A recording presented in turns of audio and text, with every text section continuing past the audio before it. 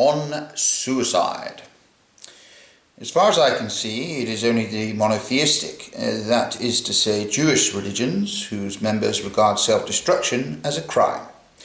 This is all the more striking in that neither in the Old nor in the New Testament is there to be found any prohibition or even definite disapproval of it, so that religious teachers have to base their prescription of suicide on philosophical grounds of their own invention, which are, however, so poor that what their argument lacks in strength, they have to try to make up for by the strength of the terms in which they express their abhorrence.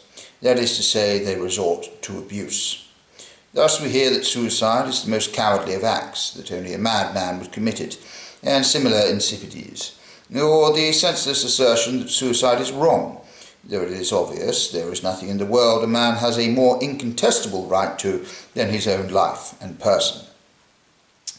Let us for once allow moral feelings to decide this question, and compare the impression made on us by the news that an acquaintance of ours has committed a crime. For instance, a murder, an act of cruelty, a betrayal, a theft, with that produced by the news that he has voluntarily ended his life.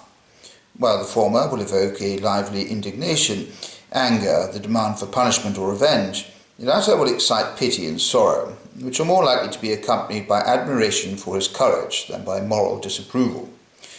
Who has not had acquaintances, friends, relatives who have departed this world voluntarily? And is one supposed to think of them with repugnance as if they were criminals?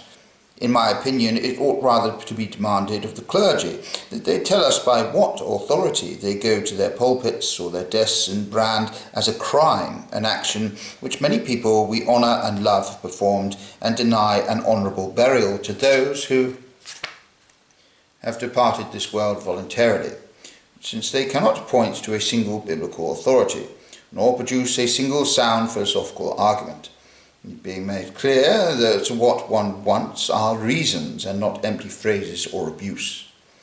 If the criminal law prescribes suicide, this is no valid reason for the Church to do so, and is moreover a decidedly ludicrous proceeding, for what punishment can deter him who is looking for death? If one punishes attempted suicide, it is the ineptitude of the attempt one punishes. The only cogent moral argument against suicide is that it is opposed to the achievement of the highest moral goal, inasmuch as it substitutes for a true redemption from this world of misery a merely apparent one. But it is a very long way from a mistake of this kind to a crime, which is what the Christian clergy want to call it. Christianity carries in its innermost heart the truth that suffering, the cross, is the true aim of life. That is why it repudiates suicide, which is opposed to the same, while antiquity, from a lower viewpoint, approved of and indeed honoured it. This argument against suicide is, however, an ascetic one, and is therefore valid only from a far higher ethical standpoint than any which European moral philosophers have ever assumed. If we descend from this very high standpoint, there no longer remains any tenable moral reason for damning suicide.